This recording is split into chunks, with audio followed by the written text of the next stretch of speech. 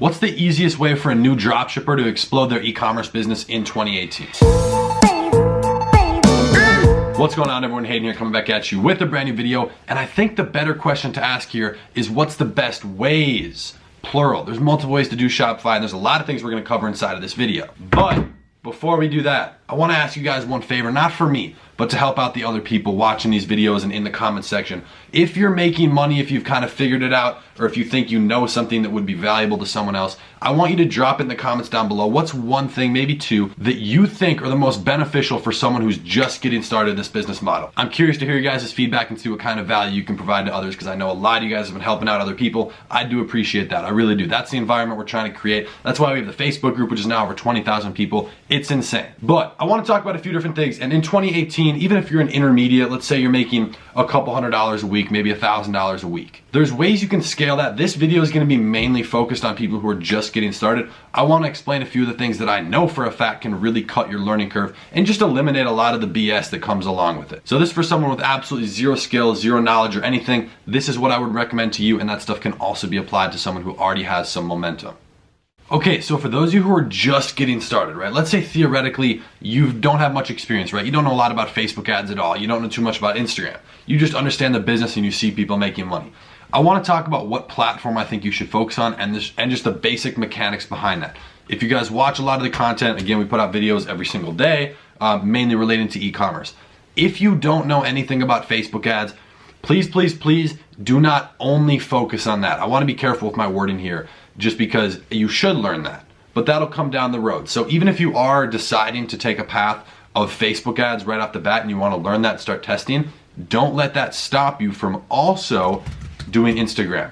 That's where you can really create that initial revenue and just get money immediately. I see Instagram as pretty much free money, but aside from the money, let's just pretend you can't make money. I see it as the best platform to test a product and to get the pixel data.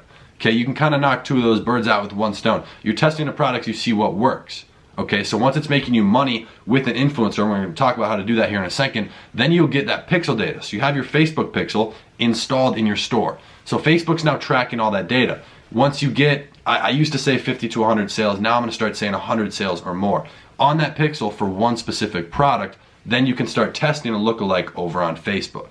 I know some of you might not fully know what that is. We have other videos on this channel that explains that, but a lookalike audience. Once you have 100 sales, you can start testing that. But once you're starting to test that, don't let that take away from doing what was previously working over on Instagram.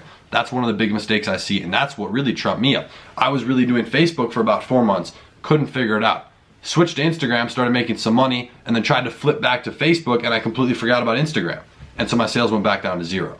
So theoretically with Instagram, this is the most basic, absolute basic offer you could do, free plus shipping. Personally, I don't do this very much on Facebook. That's mainly for Instagram. Now, once you're starting to run these on influencers, we have videos talking about influencers, finding them, running the shoutouts, all of that.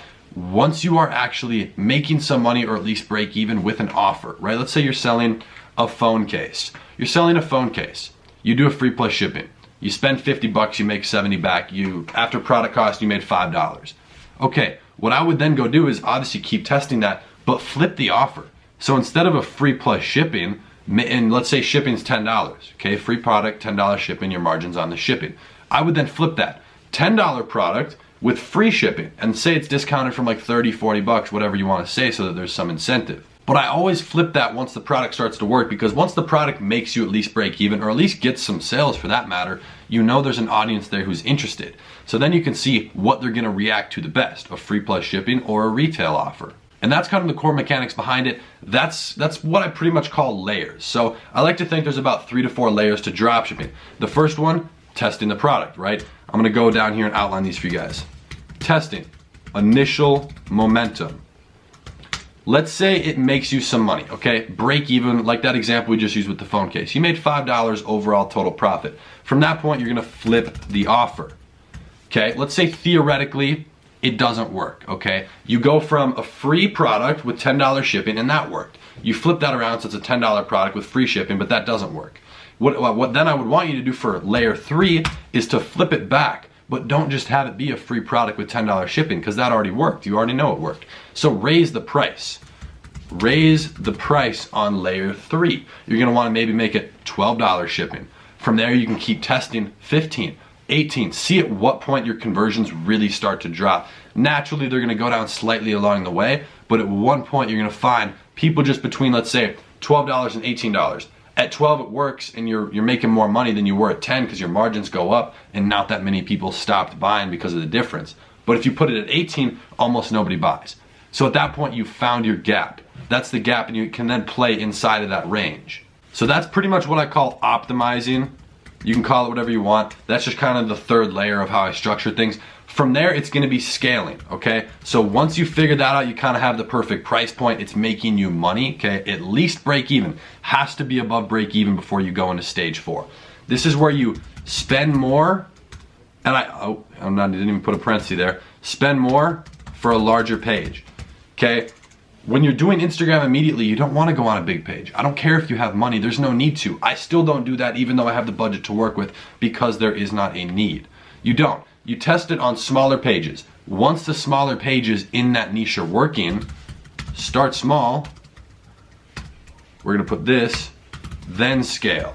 Okay, then instead of paying $20 for a page with 100,000 followers, maybe now you can pay $200 for a page with 1 million. Or 1.5 million, whatever that is for you. But you don't want to do that even if you have the money to do it, because you're just going to waste it if it didn't previously work on the smaller pages. So that's the basis for Instagram. I would test a free plus shipping. If that starts working, keep running that on different influencers. If it's not working, you're going to have to test other pages with other products as well. There's different combinations. You're going to have to hit something that works. Once you do that and get that initial momentum, then you can flip the offer. From there, let's say it doesn't work, or even if it does, then you can start testing with layer 3, and only once you kind of figure that out, you can move to layer 4, which is the scaling end of things. Now, just because this is more centered on beginners, I do want to kind of show you this. Making your post. Again, we have videos on this channel literally walking you through everything. We've practically covered everything about this business at this point, but you can go over to Canva. This is a 100% free website. This is what I use. If you know Photoshop, you can use that. If you know Adobe Premiere, whatever, you can use that. Canva, very simple for the absolute basic person who doesn't understand anything, such as myself. You can go and put in pictures, add text, whatever. You put in the picture and you can literally just put this at the bottom and say, let's see, free necklace. Whatever you want to do, you can change the font size, the color, everything. Make the actual post inside of there. I would recommend going back on the channel and watching the other videos, but that's a great resource and a tool you can use. Keep it very simple when it comes to influencers, especially if you're just getting started. Start testing those, figure out what works, and just scale from there. After that, I would say about 3 months down the road, this is if you're just getting started. There is a learning curve to the business. You're gonna have to spend the time. About 3 months down the road, you can start with Facebook. That's ideally once you have a couple of products that have over 100 sales on your pixel. You're making, let's say, $100 to $400 to $500 every single day off influencers. But the thing with influencers, it's not exactly the most consistent, right? You can't 100% rely on it because, well, if you stop doing it, the money's gonna stop. Whereas if you have a Facebook campaign that's working, it's just gonna keep running. That's more so an autopilot type of campaign. So Facebook's gonna where you wanna test, just don't let it distract you. Back to what I said about if you're starting to do Facebook, right, you wanna test Facebook, don't let that take away from whatever else was working. Whether you're doing Pinterest, Twitter, Instagram, neither of those, Twitter or Pinterest, I don't do those at all. But no matter what you were doing to get those initial sales, keep doing that, because yeah, you might not be making a crazy amount of money, let's say $200 a day in sales, let's say like $30 to $50 profit, might not be the most amount of money, but it's getting you more pixel data, and the more pixel data you have for Facebook, I don't want to say easier, the better Facebook is going to help you. They're going to help you a lot more the more sales you have, because they have more information and data to work off of. Now, even taking a step back beyond traffic, because I wanted to get a little practical with that, that's what I recommend. Please just don't waste time. And this, I'm going to tell you kind of my thought process behind this. Spend maybe 3 to 5 days setting up your site. You don't need 3 weeks. You don't need 200 products on your store. I would say, let's say 2 to 5 days to set up your store. You do need product descriptions for every product. Don't have every product on sale. We've covered all this stuff, but only have the products on sale that you're currently marketing at this time. Unless you have another strategy that you're testing, that's great. Go ahead, run with it. As for how many products, it does depend on your niche. I've launched stores with only 3 products where I'm actually only marketing one of them. And I've launched stores with 40 to 50 and only marketing 1 or 2 of them. So it's kind of up to you. I usually say a sweet spot's about 5 to 25, somewhere in that range, because just throw it up, just get it out there. Once you have one product that you want to test and start marketing with, the best thing to do is just start, because then you can see what's working. Let the audience speak on, do they like your site? Is it going to convert? Did your product do well? Did you even get a lot of visits with that influencer? If not, okay, maybe the niche that you have doesn't align with that influencer, or maybe it was just a bad traffic source. There's a lot of different variables that go into it. And I just don't want you guys to stress over the little things, because the best thing you can do is just jump in and start testing, even if you don't have a big budget. Like back to what I said at the beginning, start small. There's no reason to spend money, whether you do or don't have a big budget. That doesn't really matter. You're starting with, for Facebook, $5 a day campaigns. Again, I feel like I keep saying this, but we have plenty of videos on Facebook. And then with Instagram, like $10 to $30 on shoutouts. You really don't need to spend more than that. Obviously, as I know a lot of you guys have experienced, some niches are a little bit more expensive. Some niches, influencers don't really reply. Some niches, influencers suck, and some, they just won't negotiate. Those are kind of the little obstacles you're gonna have to overcome. But either way, you're gonna have to start small and figure out what works and just build off of that. Dropshipping is a really fun business model, it really is, but it does take work. There's that learning curve like I mentioned, and there's a lot of things that goes into it.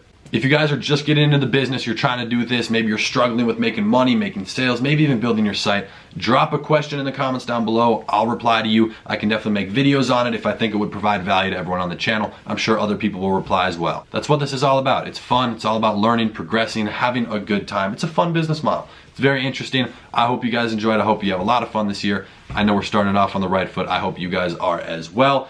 With that being said, if you guys enjoyed the video, I'd appreciate it if you drop a like down below. Show some love and support, and if you haven't already, be sure to join the family by hitting that nice looking subscribe button. And I post every single day, so I'll be seeing you guys tomorrow on the next one. Peace.